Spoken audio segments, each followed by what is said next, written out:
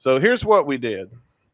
I took ChatGPT and I asked it to help me write a series of short stories concerning our boy here, Chris Caputo, and his life of crime.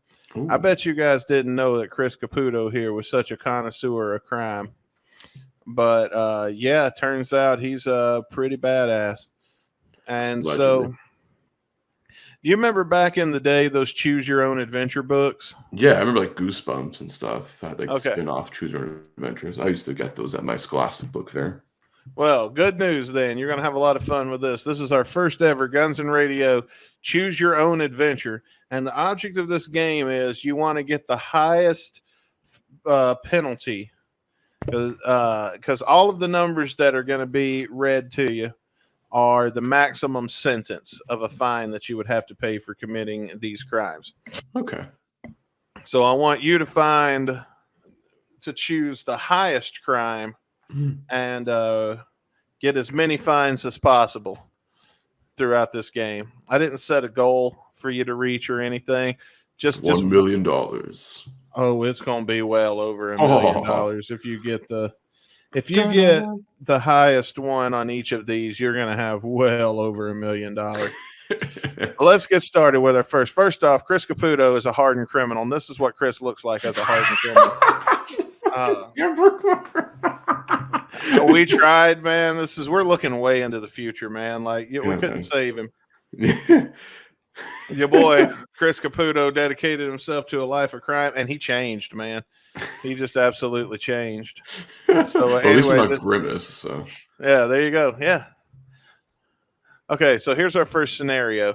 Chris Caputo found himself in quite a pickle one late Friday night after a wild Guns and Radio recording session. He realized he was out of soda, so he hopped into his car to make a quick run to the store. Unfortunately, his excitement got the best of him, and he barely noticed the flashing lights in his rearview mirror. Pulled over by a stern cop, Chris quickly calculated his options.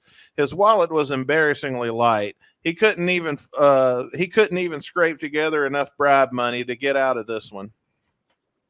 And then a wild idea popped into his head. What if he used the forged $100 bill that Dustin had given him earlier as a prop for the podcast? It was either take his chances with a DUI with the cop. It was either that or take his chances with a DUI. With the cop impatiently tapping his flashlight on the window, Chris knew he had to choose: hand over the funny money or face the consequences of driving under the influence. What do you think Chris Caputo should do? Should he commit a DUI or commit forgery by bribing the cop with fake money? Yeah. Oh, fuck. I think forgery would be worse because then it's like, oh, they'll just give you both anyways. So I'm going to go B. You're going with forgery? Yeah. Let's say Bailey says he's pretty tied up in the perfect crime. Yes. Actually, you picked the right thing. Committing forgery is a $250,000 fine.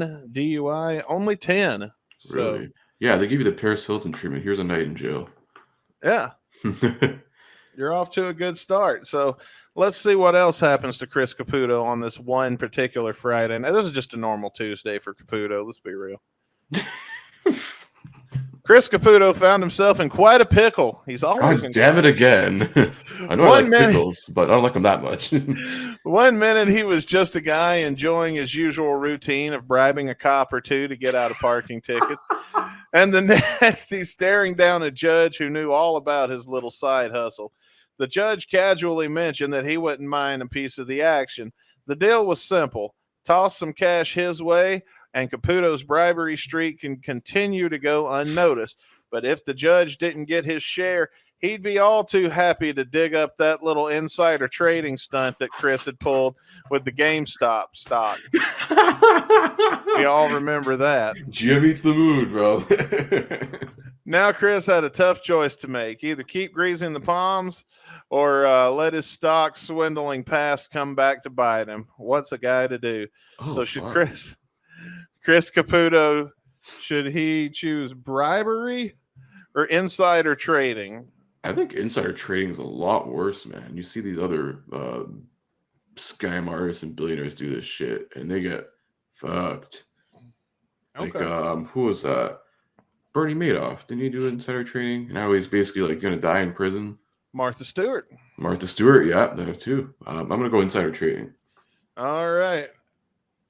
So insider trading is a $5 million fine.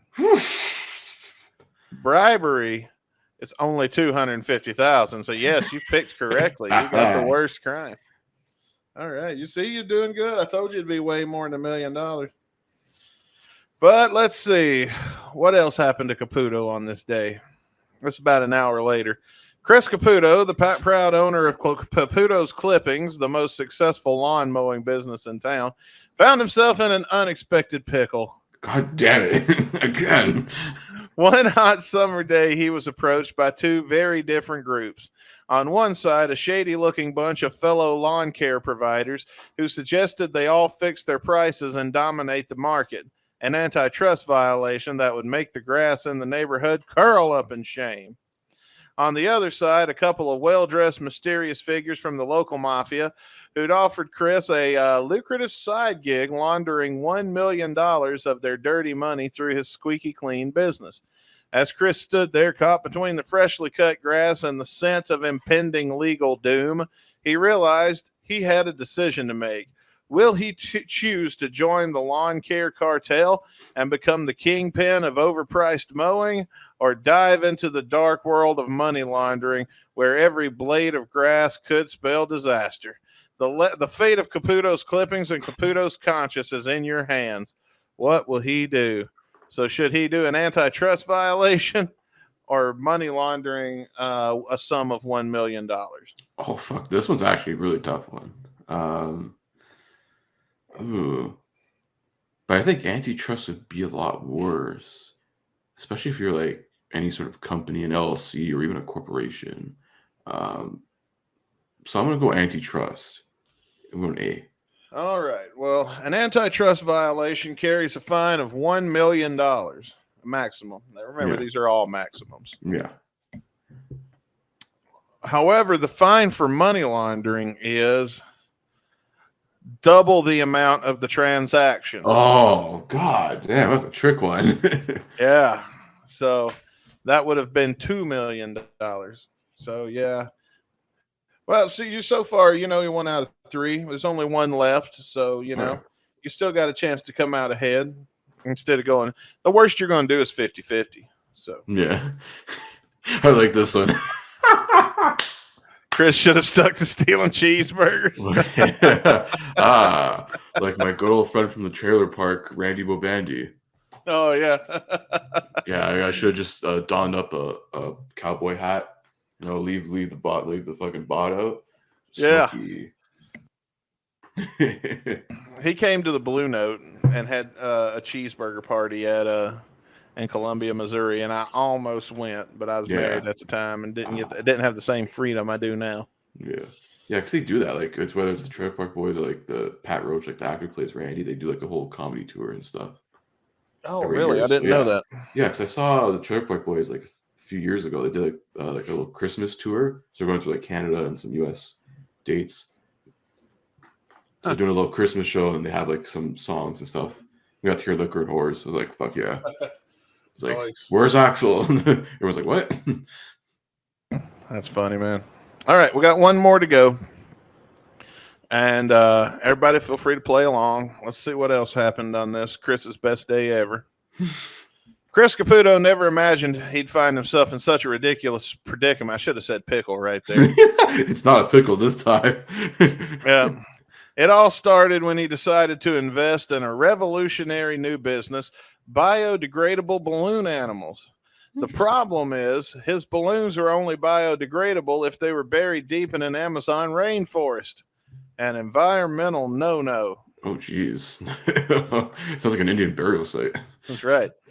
Meanwhile, his accountant, clearly a fan of living on the edge, suggested that Chris could save some serious cash by temporarily forgetting to report his earnings from his wildly successful balloon animal themed party for the mayor's cat. Now that Chris has found himself staring at two forms. One was a permit to legally dump his defective balloons into a protected forest, and the other was a creative and very illegal tax return. Should Chris risk angering Mother Nature, or should he tango with the tax man? The choice is yours. What will Chris Caputo do? Will he commit an environmental violation or tax evasion? Fuck, this is another tough one. That's tough. That is fucking tough.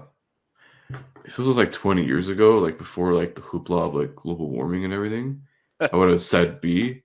But like now, like a lot of these governments are, putting their foot down. A lot of this, environmental shit. I mean, especially in a protected rainforest. Like, whoa, like, Yeah. So I don't know. I feel like tax evasion. 90% of these soccer players nowadays just move to like some other country, and it's like, yeah, it's not a problem anymore. Yeah. So I'm gonna go with A, environmental violation.